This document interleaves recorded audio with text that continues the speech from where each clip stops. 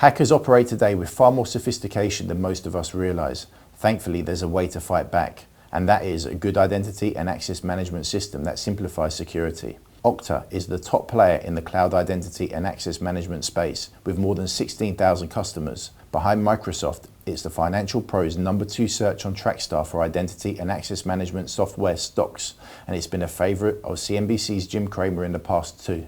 In its last quarterly release, the firm announced its revenues grew 43% year over year, and its subscription revenue grew 44% year over year.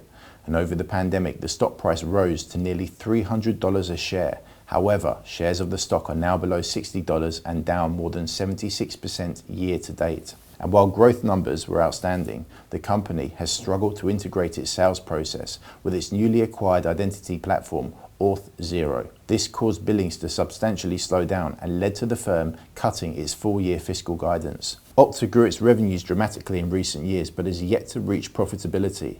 The firm also has $2.4 billion in cash and $2.3 billion in liabilities. And while Okta has seen its market cap go from $38 billion to $9 billion in less than a year, it doesn't exactly mean that the stock is cheap. The firm trades at a price-to-sales ratio of 5.5x, which is not bad compared to its competitors, but Okta is not profitable and it doesn't have a price-to-earnings gap ratio.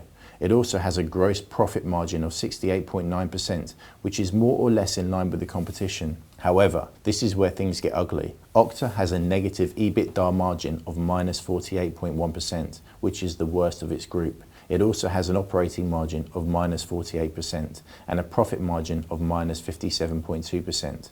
Its return on equity is negative at minus 15.9% and its return on assets is minus 5.3%. In our opinion, this is a 4 out of 10 ranking stock. First off, Okta is the #1 in its category, but it doesn't have a defensive moat, meaning it's very easy for new competitors to step in. Microsoft has Azure Identity Management and a proven track record. And if you recall, Slack was a Microsoft competitor, but Microsoft Teams eventually smoked them.